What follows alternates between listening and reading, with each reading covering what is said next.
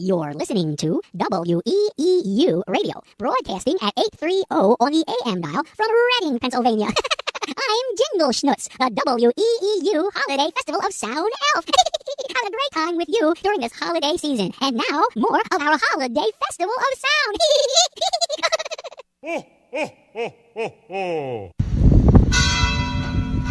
We're starting this segment of WEEU's Holiday Festival of Sound with a recording I made courtesy of John Bond at the New Bethel Church up there in Albany Township, in the Eck, the Alamangle. A singular but real church bell, pulled on a rope by one member of the church, makes this beautiful sound. And let's have that lead us into this wonderful segment of the WEEU Holiday Festival of Sound, all about the Pennsylvania Dutch culture and Christmases long ago.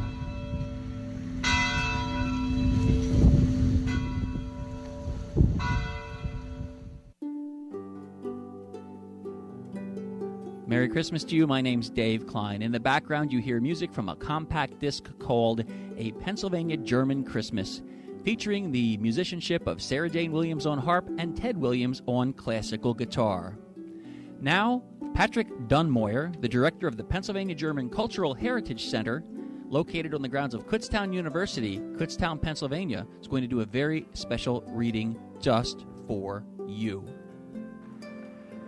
The Night Before Christmas was translated into the Pennsylvania German dialect by Thomas C. Zimmerman, editor of the Reading Times newspaper, and published on the 22nd of December, 1880. Die Nacht vor der Christtag. Es war die Nacht vor der Christtag, wie Dariks ganz Haus, verrät sie kein Dierli, net einmal en Maus.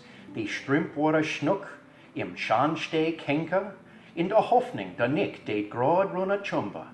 Die Kinder so schnuck, waren all schee im Bett, vom Zuckergeschleck, Drama und Wasser noch wett. Die Mammy im Schnupptuch und ich in der Kap, hen uns just hingelegt für ein langer Wintersnapp. Wann draus im Hof ward so dunner sie jagt, dass ich aufgesprungen bin, zu sehen, was macht. Ans Fenster grad spring ich so schnell wie ein Flash, die Leder aufgerissen und aufgeschmissen die Sash. Der Mund auf die Brust vom nahe gefallenen Schnee hat Helling wie Mittag, über alles so schön. Immer Augenblick kommt, jetzt und rund wie ein Kasch. Formen im Schlitter und 8 kleine Hasch. Männli im Pelze, so freundlich und frei, hat geradewegs gewusst, es muss der Belsnickel sein. Wie Adler, so schnell sind die Haarschlin zusammen. Und pfeift und ruft und nennt sie mit Namen. Jetzt Dasher, jetzt Dancer, jetzt Prancer, jetzt Vixen. Und Comet und Cupid und Donner und Blitze. Und der Porch ist enough, die Mauer gefallen. Jetzt springt weg, springt weg, springt weg, alle. Wie Lob vorm Windstarren, der Wilst, was man sieht, von etwas im Weg ist und himmelwärts geht, zum Hausgiebel nuff sind die Haschlin wie geflohen, mit Schlittli voll Zack und der nicht mitgezogen. Im Augenblick herrscht ich auf Dach obendrauf, en Geschirr und Gedanz wie mit Hälsner Glaube. Mein Kopf zieh ich nahe, guck mich im Haus, und im Scharnsteg, da kommt wahrhaftig schon raus, mit Pelze verwickelt, vom Kopf bis zum Fuß und alles verschnuddelt mit Esche und Ruß. Auf dem Buckel ein Bundel voll allerhand gespielt. Es hat geguckt wie im Krämer, sei Gram, ordentlich viel. Sei mal wie ein Kasch und sei Dimpler die Lache, sei Auer die Blinzler und wie Rose sei Backe. Ganz rund wort sei Meili und rot wie der Klee und Schnurrbärtli weiß wie Woll oder Schnee. Ein stumpiges Pfeifli fest zwischen die Zeh und der Schmuck steigt im Ringlin so schä in die Hä. Sei Gesichtli so breit und sei Beikli ein bissel. Überm Lager hat geschüttelt wie Celli in der Schüssel. So dick und so rund war es lustiger Elfer, muss Lager grad raus und kann's gar nicht helfen. Sei Käppli war eifrig und schwätzig mit Nicker, sei Auer gar freundlich mit Blinzler und Blicker. Da strömt Horrigfilt und mit freilichem Braus, da springt inständig den Scharnsteg hinaus. Springt durch sei Schlittler, zu sei vorgebt in Piffel, dann flieget sie fort wie Dun von der Dischel. Die strömt Horrigfilt und mit freilichem Braus, da springt inständig den Scharnsteg hinaus.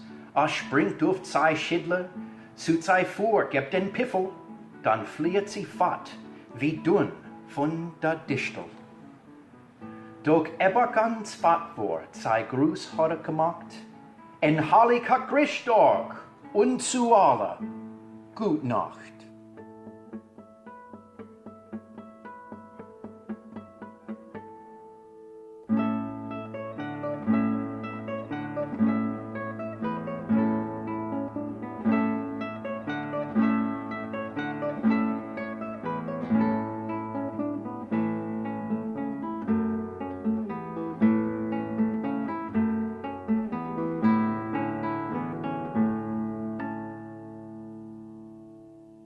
Heilige Christtag to you. So that's a little bit of the Pennsylvania German dialect that was certainly a very early part of the cultural fabric of Berks County when the Pennsylvania Germans, or the Germans back in those days, came to us in the late 1600s. And next up on our Holiday Festival of Sound, we have a little bit of singing from the Bavarei, so from the farm off the Pennsylvanisch Deutsch. This is Yodeling Betty Naftzinger from the Centerport region. Kennst der Dasher, der Dancer, der Prancer, der Vixen, der Comet, der Cupid, der Donner und Blitzen. Manch noch soll unselig ka, im Endwort habt ihr Wörter. Rudolf der Rotnase Kaschaper, Katzenari glitzerig nah. Wann dem Grad in sich guckt, mit mir fett gemacht von Glas. Auf und die andere Hasche, Henke lachte nie nass Sport. Henne der Armklee Rudolf, spielen lassen wie man sagt. Op een nevliga Christtag, het sagt der Belsnickel. Rudolf mit die Nase so hell, die Schneidschlitter wäre schnell. Nu haben sie ihn geglichen, und lassen was ein heilig Griech. Rudolf der Rotnase Kascheböck, schreiben sie in all die Trips.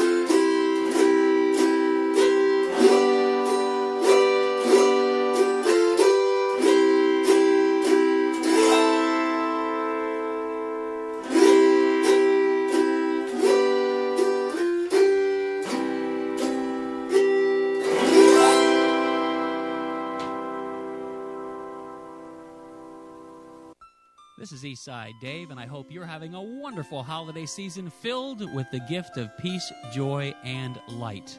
Now we're going to travel to northern Berks County and chat with Verna Dietrich, the matriarch of the Dietrich family, who've been serving people from near and far for as long as anybody can remember with their delicious home-cured products, many of which use traditional Pennsylvania Dutch ingredients. Verna's going to talk a little bit about what it was like when she was a little girl all those decades ago on the Bavarei, or on the farm in northern Berks County. Well, at Christmas time, we often had goose or duck. That was our favorite over turkey. I mean, turkey is fine and ham is fine, but we preferred the goose or duck for Christmas.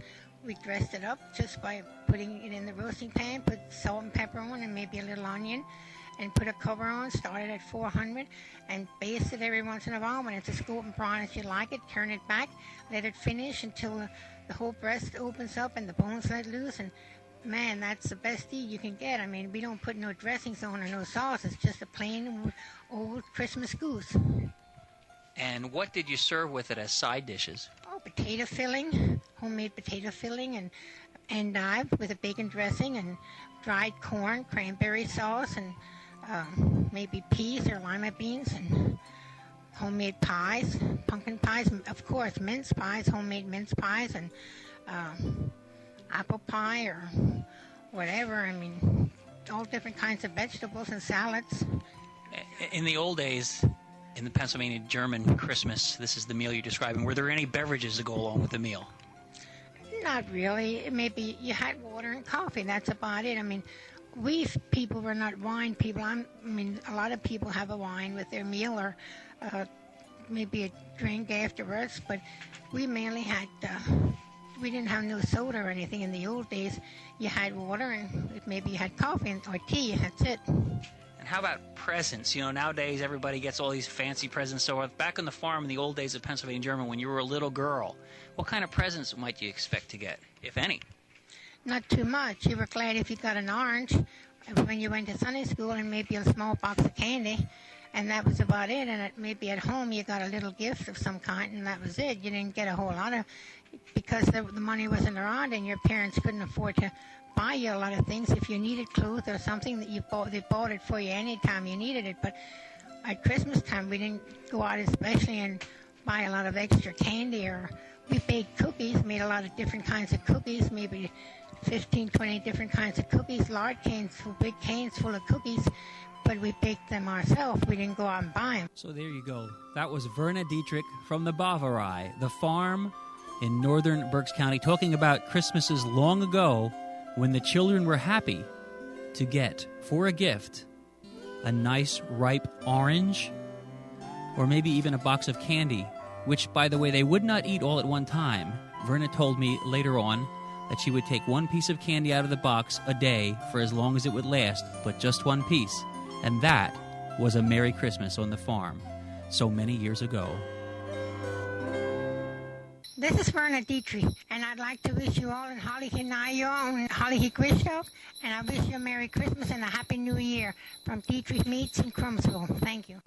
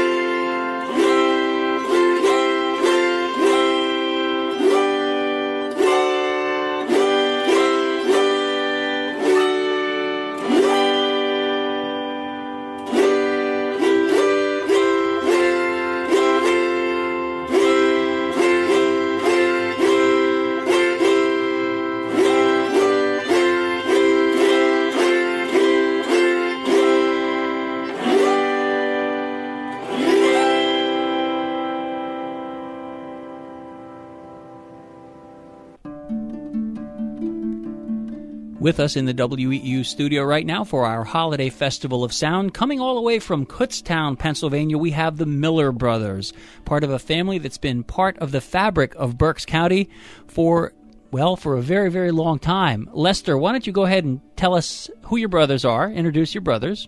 Yes, I'm the oldest of the brothers. My name's Lester, and then we'll have Russell and Richard and Robert and William Miller. And you were all raised on the same farm in Kutztown? Yes, we were. How long ago when you were boys? Just roughly. Half a century?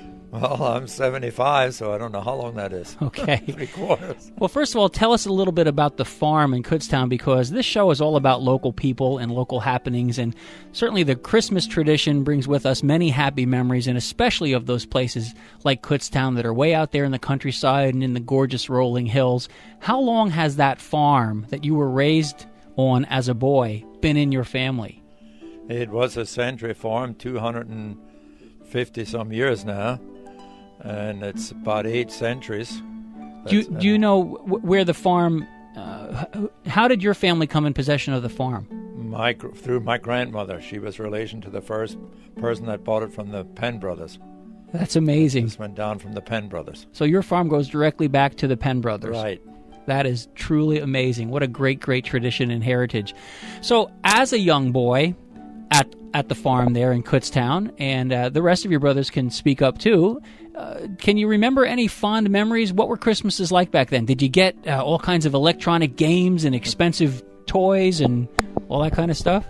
I'm Russell. I remember one of the biggest gifts we got when we were kids in my mind was woke up Christmas morning and there was a barn there made out of orange crate, painted white, and the animals were cut out in the cardboard. And I remember we played with that day and night. That was one of my favorite toys for Christmas. Wow, what a fantastic toy. Santa Claus made it, I'm sure, right? Sure, yeah.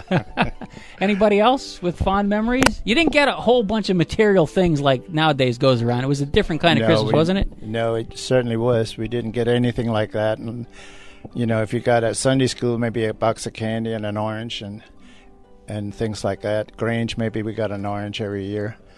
But we were big Grangers also, the whole family. So Grange, still an important part of Berks County fabric. I'm a member of our Goglersville Grange. What are you guys, the Virginville Grange up there? Or yeah, Kutztown, Virginville. I'm a member for 65 years. 60 years, yeah. Wow. Lester's 61 or 62, yeah. Well, how about back in the day when it snowed? Like this past winter, you know, every once in a while we get a lot of snow here in Berks County. How did you get around? You didn't have the big old snow plows and that. Did you have a horse and a sleigh, or what did you do there? No, we used the tractor and a snow plow, and we had to get the milk out every day.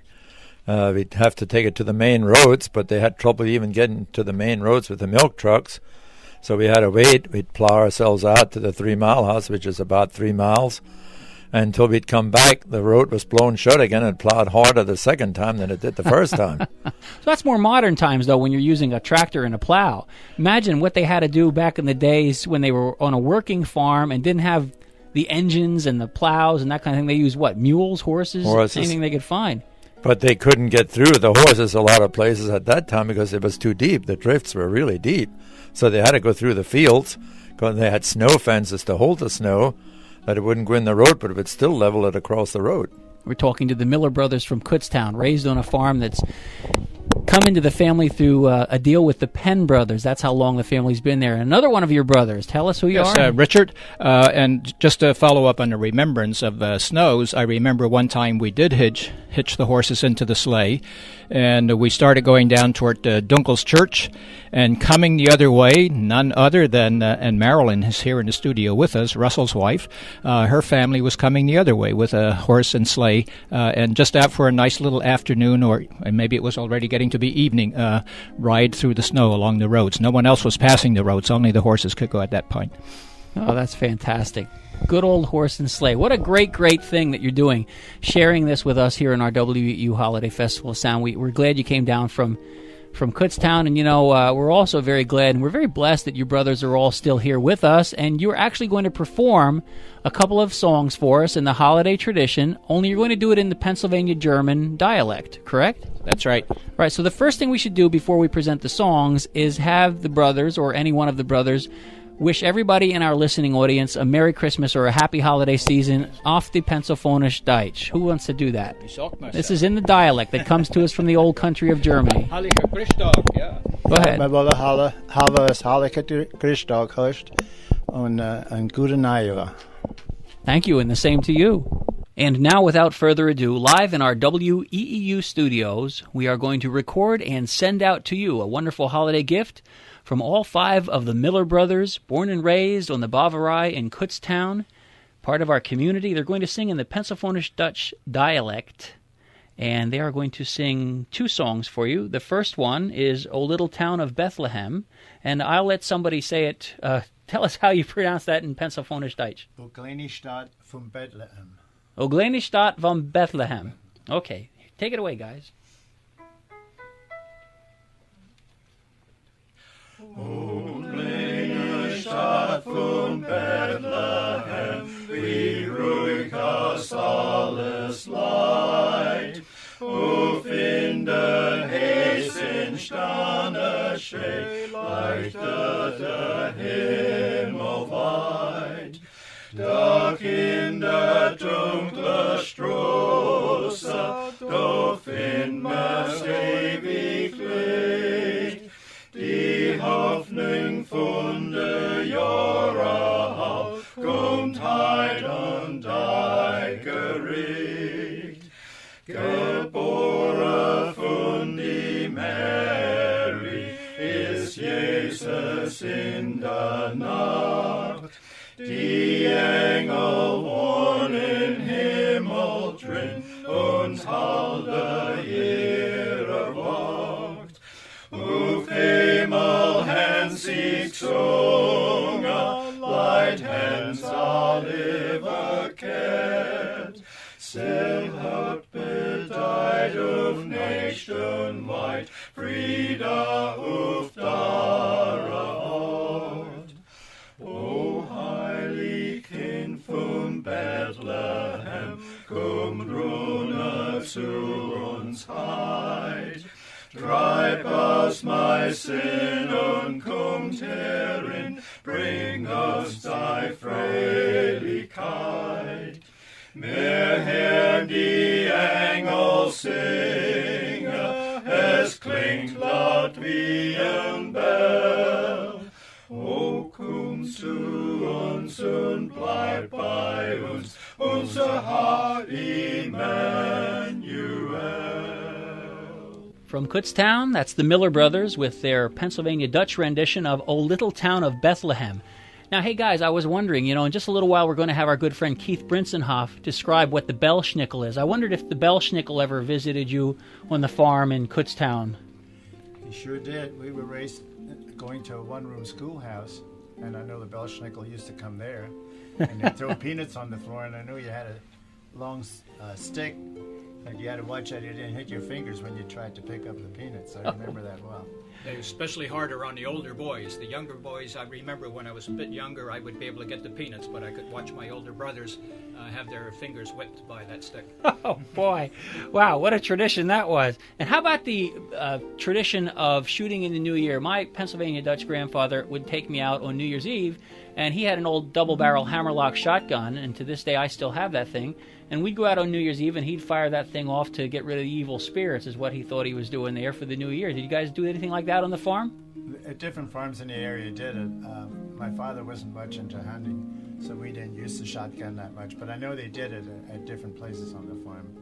They'd talk about it at Grange, the next Grange meeting or something like that. Yeah. And I've already gone out with some Pennsylvania Dutch friends, and we'll go to a neighbor's house, and we'll knock on the door, and we'll sing a song, and then they'll give us a little candy or a little cake, or maybe they'll give us a little beverage or something, as we do our New Year's wish. And then the friend that's with me will, a lot of times it's Keith Brintzenhoff, will say a little New Year's prayer. I don't know if you guys have ever done anything like that. It's a variation of caroling. Yeah, I've heard Keith do it. Yeah. Okay, so next up we have your rendition of an Austrian-German classic, Silent Night, that came to us from the Alps. And you're going to do the Pennsylvanisch Deutsch rendition of Silent Night or Stille Nacht. This, again... Stille Nacht, Heilige Nacht. Stille Nacht, Heilige Nacht, with the Miller Brothers from the Bavarei in Kutztown.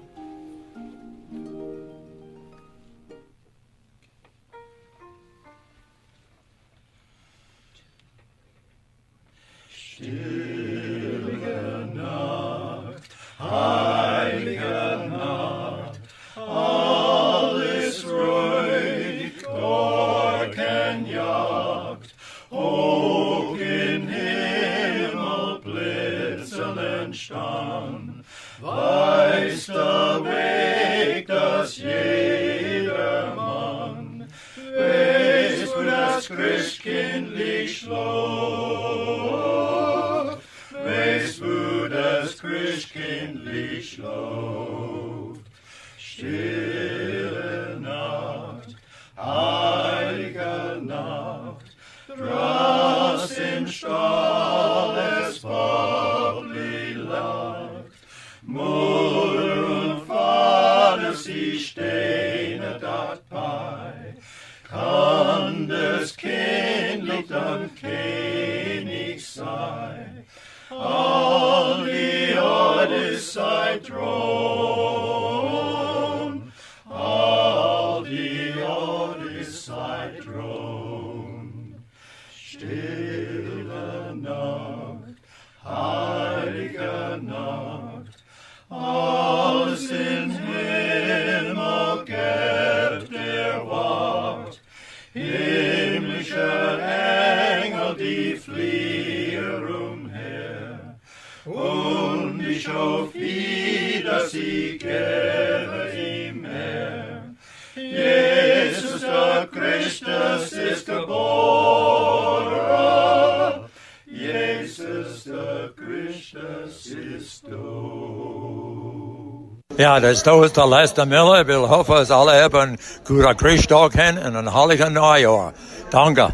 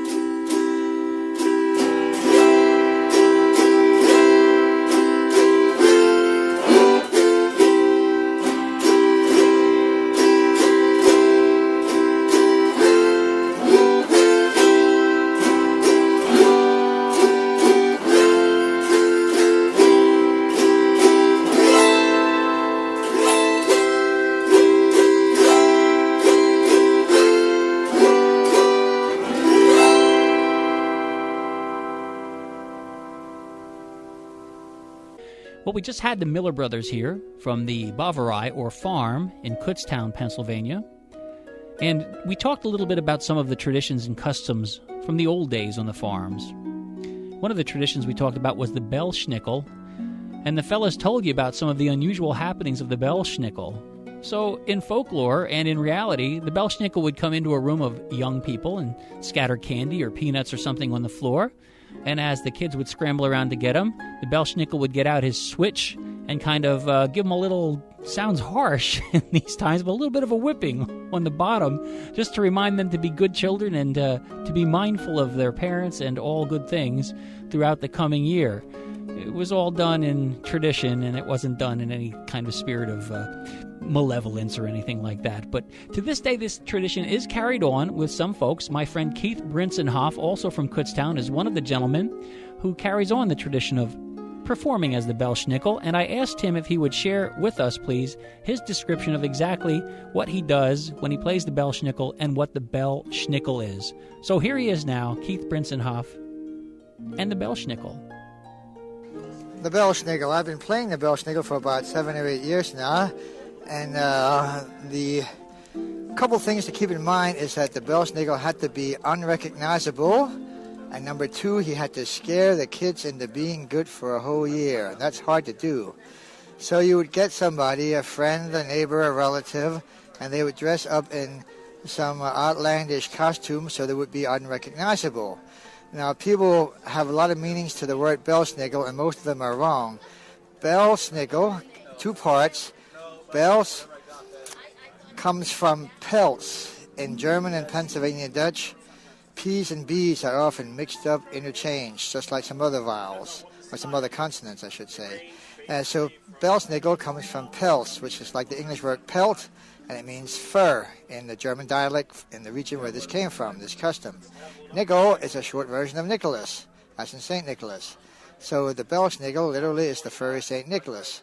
So whoever would be dressed up in a fur coat, fur hat, whatever, maybe charcoal on their face to make them unrecognizable, they would come visit your house, and you had it planned ahead of time. And when they came in, your parents would get the kids downstairs, and the Belsnickel would try and scare them into being good. And he'd make them say stuff or do stuff, like, say, sing a little church song, or do a little skit, or ask them some questions, if they were good, if they were bad, etc., etc. And then he had some goodies in his sack. He had a switch in one hand if they were bad. Sometimes he'd scare them and smack the floor with it or something else. In his other hand, he had a bag of goodies. Now, in the good old days, goodies were fresh fruits, especially oranges, because there wasn't refrigeration, and hard candies and nuts, especially walnuts from the area, and some other kinds of nuts, and some hard candies. So eventually, after he scared them and they did stuff or said stuff, and they weren't too anxious to get the goodies, he would give them the goodies. Some of them would dump them on the floor, some would hand them out, some would let them stick them in their bag, and they'd get some goodies, and he would warn them, be good until next year, because I'll be back next year. And then he would leave, and it'd all be over until the following Christmas time. And that's the story of the Belsnickel, the way it really is. There you go, Keith Brintzenhoff from Kutztown with the story of the Belsnickel, the way it really was and still is. Next up, we'll hear a message from our sponsor, the Reading Musical Foundation, and after that, we'll be back with more of our WEEU Holiday Festival of Sound. Happy holidays from the 165-year-old Ringgold Band. We are thankful to the Reading Musical Foundation for enabling us to continue our tradition of live music for audiences throughout Berks County. With their generous support, the Ringgold Band has been able to continue the tradition of live concert band music through outreach programs to middle and high school students and senior citizens. Thank you, RMF, for helping us to grow from a group of 15 men in 1852 to 65 musically qualified men and women who play so much more than marches.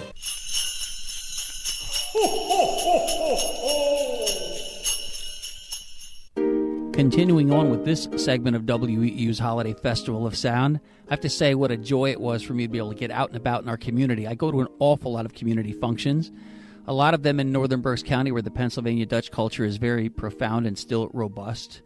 And you get to talk to people, and as we were talking before the message from the Reading Musical Foundation, the Belsnickel always comes up during this time of year. I've written a symphonic suite called Der Belsnickel Suite. We performed it several times with the Reading Philharmonic Orchestra.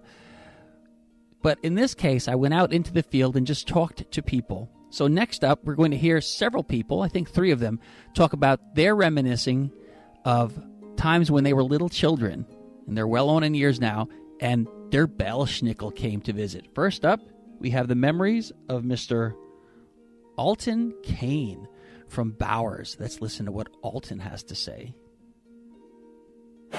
Tell me your name and where you're from. I'm Alton Kane from Bowers. I was born in Cecilsville. Okay. In 1931. Okay. And you have a Belsnickel story. I have a Belsnickel story, and it's one of them stories, it's got to be true because you can't make it up. That's right. You're right. He used to put peanuts on the floor. But when you'd reach for him, he'd swish you. And sometimes you got none. Yeah. Now, when he left, my parents left him out. I quickly ran to the window and put my 2 hands up at the window to watch him. And I was really watching, and while I was watching, my parents got the Belsnickel back in and called me at the window. Oh, no. Yes. Oh. And I got swished. Oh, yes. I got swished. Yes, that was a bad boy. And the next morning, my Christmas gift was I had a pullover cap with a ball on top. It was orange. Mm-hmm. Guess what was in it? What? I don't know. It was 3 or 4 pieces of coal. Oh, yeah. I got coal. Oh, you were a bad boy. You were peeking on a Belsnickel. I got 3 or 4. I could have been 5 or 6 years old. But I was born in Cecilsville, and, well, you can't make that up. No, that's a great holiday story of the time gone by. I quickly went to the window and held my hands up to really watch him leave. Yeah. I didn't know he came back in. Oh, that ain't right. That's right. You asked for trouble. I got it. I got it. You deserved that coal that year. I got it. Now, have you been a good boy ever since? Uh-huh. And how old are you now? 84. And this was 5 when it happened. Yeah. All right, God bless you. Yeah. Merry Christmas to you. And Merry Christmas, Dave. Thank you so much. And I'll listen Sunday morning. Thank you. Thank you. Thank you. So tell me your name and where you're from. Okay, my name is Ruth Haan, H-A-A-N. I'm from Reading, Pennsylvania. Okay. And sometimes to put this in perspective, I ask people how old they are. Oh, my God, 75. Okay, 75. So you have a Belsnickel story. I do. Tell us. My mother and father were native speakers. And my mother, well, they both grew up on farms in Berks County. And my mother tells this story. She would tell me, firsthand. She was quite old when I was born, and she was born in 1900. So she has a real story. The Belsnickel would come around at Christmas time, and she was terrified of him. That's the main point of her story. Pure fear of this little girl. Right. Now, people have to remember, this is way before, like, the Sears, Roebuck, and Coca-Cola Santa Claus, the jolly old elf, right? Like 1903 to 1905 or something. You're terrified. And she said he came with a branch, and he's going to beat them. He'd say, were they good? And then they would, like, say yes, but he thought they lied. And they'd throw candy on the floor. And if you touched it before he said you could, he'd hit you with a stick. What a quaint tradition. Just wonderful, rather warm-hearted, nice-loving people. That's about it. The point is she was so scared, and the point about the candy on the floor, and you don't reach for it till he says so. Well, they probably didn't have as much juvenile delinquency then as we do now, right? That's my story. I don't know. All right, that's a great story. Thanks so much for sharing with us. Thank you.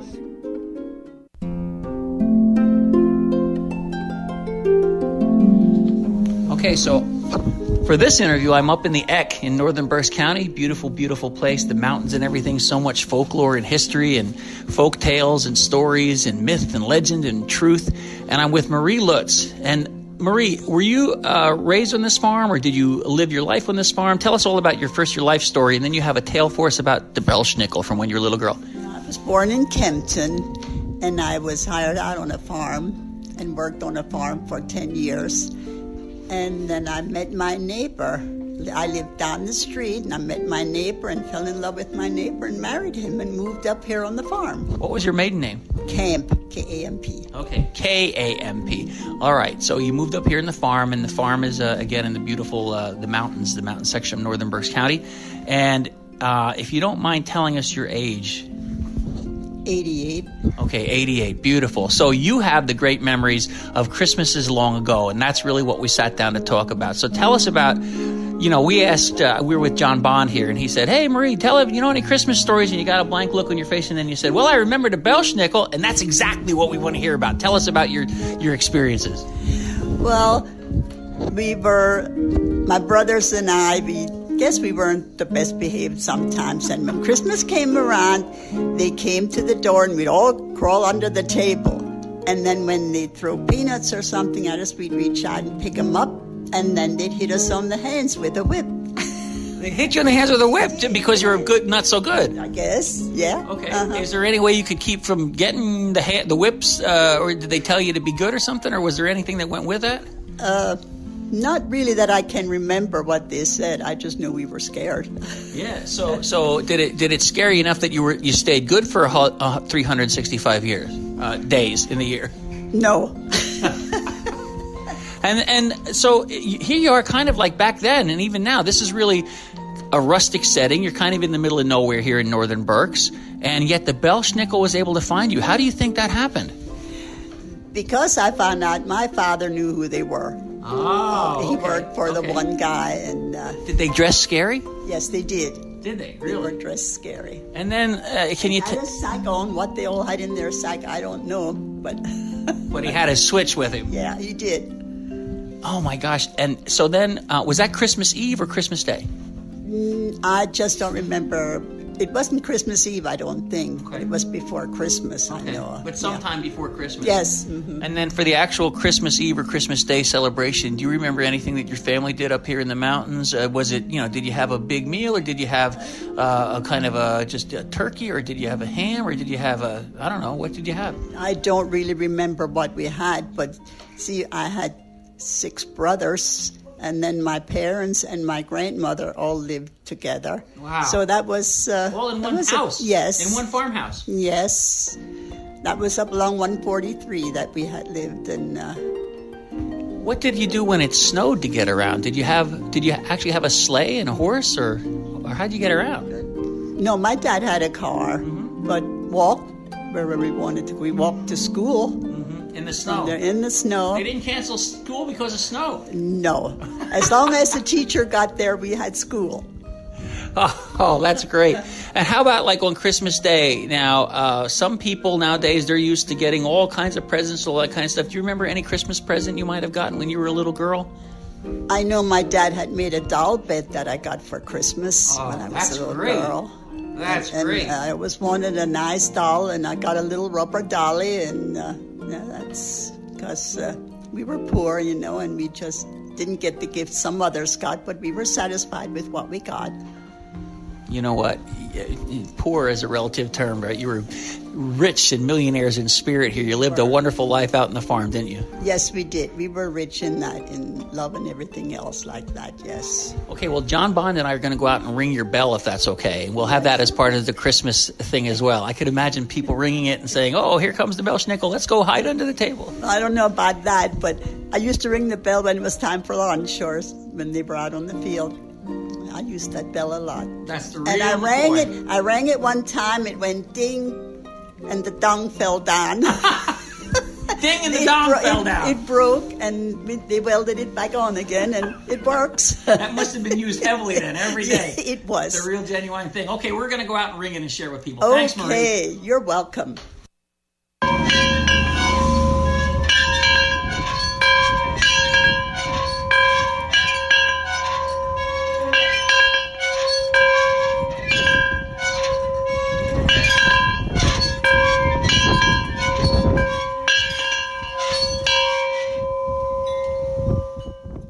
Hi, this is Dave Kline, and I hope you're enjoying WEEU's Holiday Festival of Sound, brought to you by the Reading Musical Foundation. I'm proud to say that for the past 30 years, I've enjoyed volunteering with the RMF to further its mission of enriching our community through music. Our family has contributed to the RMF to help provide lessons for dozens of guitar and banjo students. If making our community better through music and education appeals to you, please consider doing what so many others have done. Give to the Reading Musical Foundation. It's a gift that gives back in countless ways. And Merry Christmas.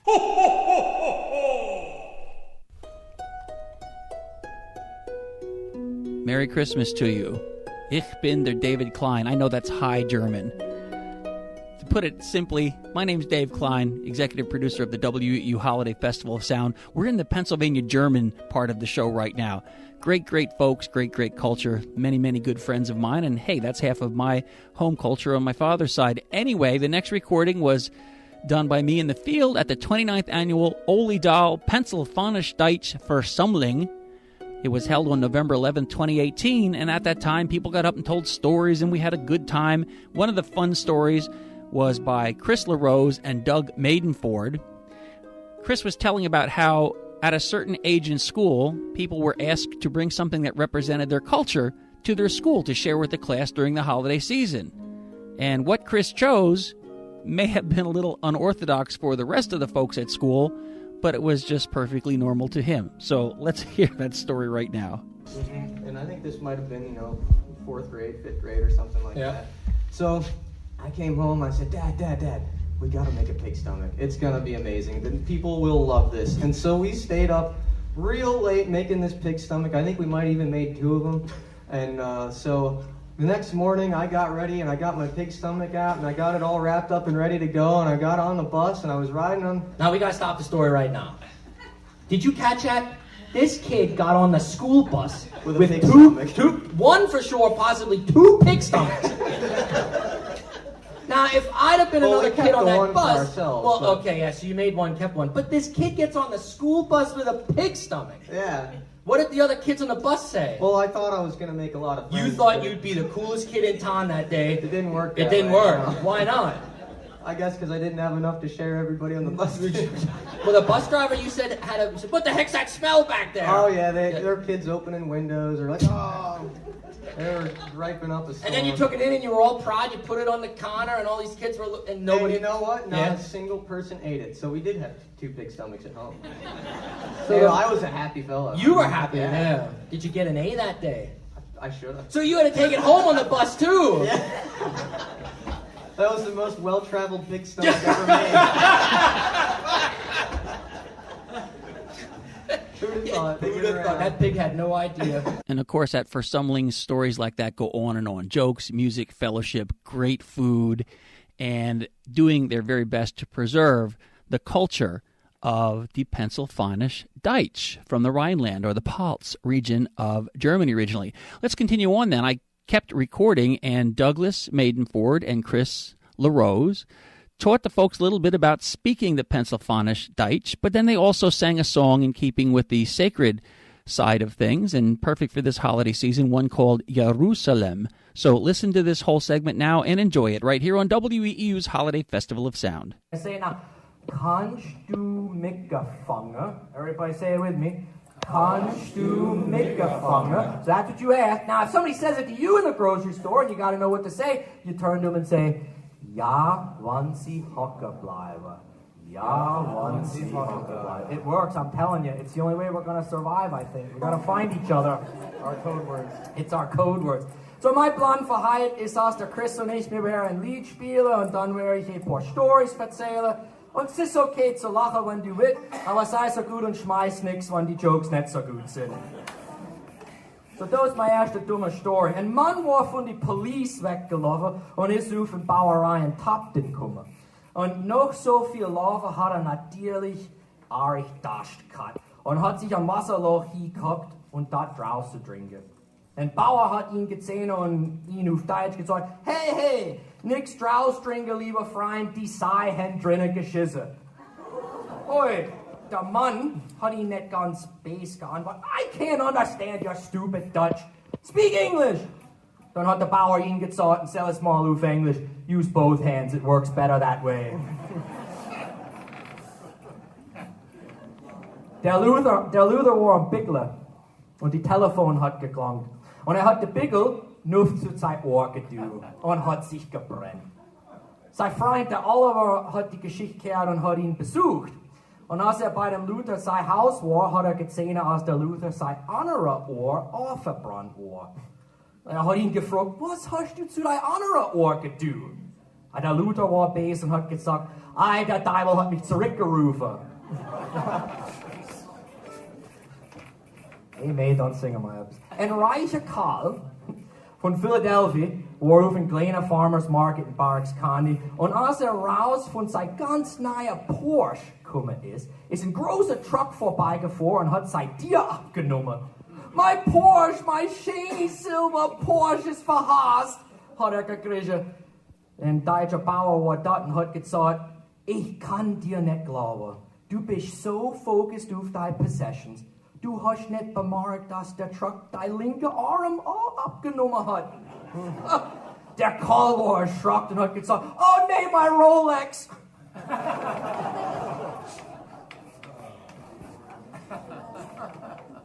It was on his hand, on his arm, Keith. You get that? Hey, now wir müssen zu die Karre gehen. Karich so ein wichtiges Ding für uns Deutsche. So da ist ein Lied aus der Karich. In Englisch ist es Jerusalem, my happy home. Und ich gleiche das Lied so viel, als ich es ins Deutsche übersetzt habe. Und das Lied singt von unserer Reise nach Renaya, Jerusalem.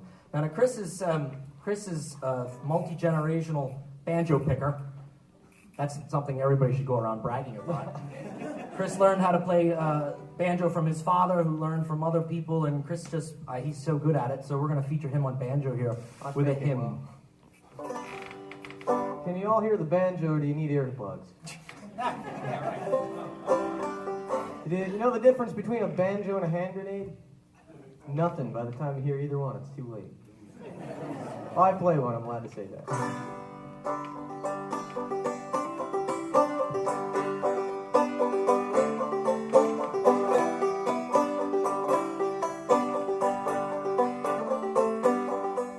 Jerusalem, my freilich Heimat, wann soll ich zu dir komm? Wann soll my Saria nennen, habe thy Friend, wann soll ich sehen? O freilich hab gefunden, heilig, o siehst und lieblich Grund. In dir kein Saria kann ich finden, kein Brauer, kein Ach, kein Block. Ihr Gode und ihr mutig lauft hinaus, hat so grün. Dort wachs sie und lieblich Blume als nah, jetzt kleine ziehen.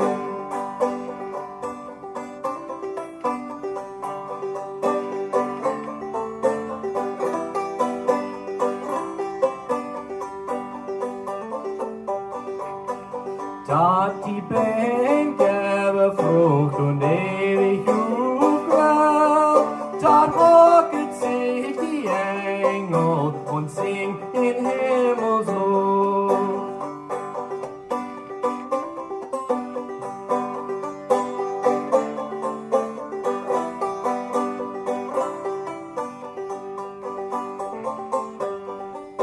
Jerusalem, my freilich Heimat, dort will ich mit Gott sein. Det my Trauer an end, habe thy Fried, ich wär sehen.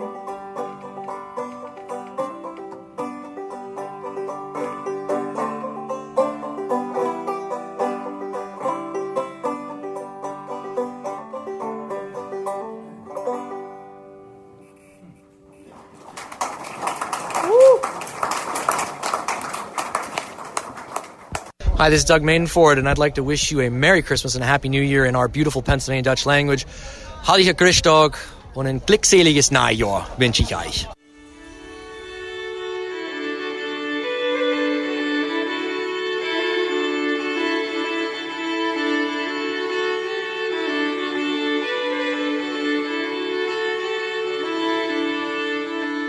Merry Christmas to you. This is David Lee Kline, author of the poem you're about to hear.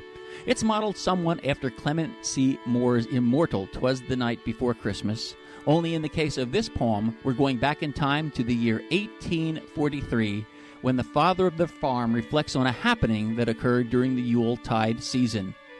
Back in 1843, a gorgeous Pennsylvania German farm would have been nestled along a stream with plenty of running water, and it would have been in the Blue Mountain section of the Appalachian Mountains of eastern Pennsylvania.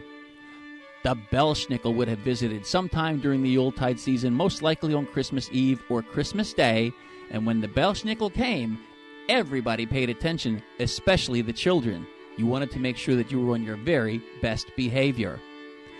The narrator for our poem is Douglas Madenford. The musicians on the background track are yours truly on guitar and Ted Fenstermacher on the fiddle. And now, without further ado, the Belsnickel Nacht.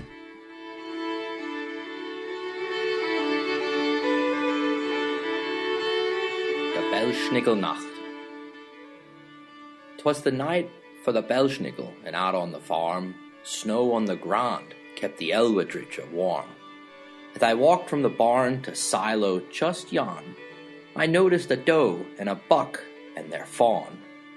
From silo to house I soon made my way, as I fussed and I brushed to get off the hay. With stars overhead on a clear cold night, A great horned owl hooted, much to my delight. Off in the distance I heard coyotes howl, and I wondered if Mum had penned up all of our valuable fowl.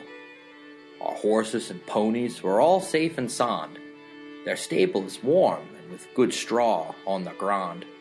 The cows, the pigs, and the goats, and our sheep seemed content. Our barn cats and guard dog for safety are sent. Then with a startle I smelled a ripe skunk. He'd been eating fermented apples, and I think he got drunk. I watched as he meandered, winding his way, till he walked right past me. I'm so lucky he didn't spray. Some cheese and crackers, I thought to myself. That little fella reminded me of a black and white elf. From inside the house came the aroma of baking. When Mom gets to cooking, there's plenty for the taking. AP cakes, shoe fly, and lemon sponge too. Her goodies are many, not just a few. So inside I trudged to Mom and the kids, went into the kitchen and lifted the lids. The chicken pot pie was simmering with a nice yellow hue, while the pot roast with taters was starting to stew. Filling and dried corn were also coming to the table, with plenty of gravy to finish, but only if you're able. Bagged bologna with fresh ground mustard was how we would start, with pretzels and cheeses and red beet eggs fresh from the jar. We all settled in, giving thanks for the feast, when a knock on the door made us leap to our feet. The eldest child got to the door first. She swung it wide open and shrieked with a burst, "It's the Belsnickel, come to pay us call!" The smaller kids watched but backed up to the wall. In with a gruff and grumpy mannerism he came. He hobbled along as if he was lame. His coat, pants, and face were smudged with mud and dirt. Pieces of sorghum clung to his shirt. The fur on his collar didn't look much better. And to myself I muttered, "Dunna wetter." His beard was all scraggly and covered most of his face. It looked to be some sort of dingy old lace. His hair was all strubbly under a beat-up old hat. He was skinny and such, with not much winter fat. And the mask that he wore on his eyes was so sinister, we all knew that this guy was nothing close to a minister. Right down to our Unahussa we shook, and if we could have, we'd have hidden the Mari as a nook. In one hand a sack, the other a switch. You could see that he wanted to use it. He had the itch. "Who learned their prayer book?" he blurted out with a cry. "Will it be Jacob, Rachel, Catherine, or Cora? Aye, aye, aye. Come, speak to me now and don't act addled. I'm got no time or patience for those who are fahuddled." One by one the kids lined up to recite what they'd learned from a full year of classes in their Sunday school term. Jacob did good, and so did Rachel, Catherine, and Cora. They made no mistakes, which perplexed the Grumpsora. "Mark's good," he declared, and then opened his sack, producing pennies and peanuts and candy and snacks. Onto the floor he threw the gifts, and the kids scrambled to see which was which. As they gleefully picked up all the loot, he turned to leave, but stomped with his boot. "Now listen, you kinner, listen and learn. This year you did good, and I don't need to be firm. But I'll be watching all year long. Don't think I'm kidding. Don't get me wrong. Schnickel Fritzes who are schusslich, mischievous, and go the wrong way will not make me happy, and so they will pay.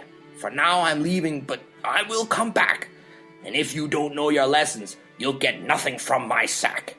And when I return, if a dumb cup you be, the Belsnickel switch you'll get over my knee." Well, the years came and went, and our kids grew up well. They learned right from wrong, and they seldom did yell. To neighbors and family and friends they were kind, and the livestock they cared for enjoyed peace of mind. Productive and happy and proud to be Dutch, I guess the Belsnickel's visits were a necessary must. Now with glad heart at Grischdog I pray, as I make the light out and say goodbye to the day, that you and your family and Freundschaft be tasked to keep God in your lives, so you do what he asks.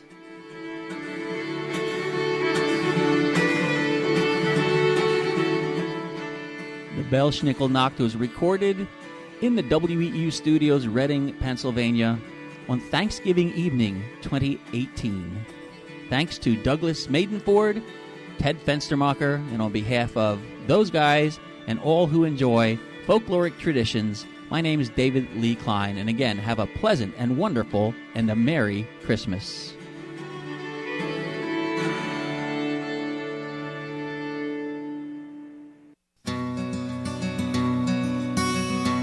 Ho, ho, ho, ho, ho!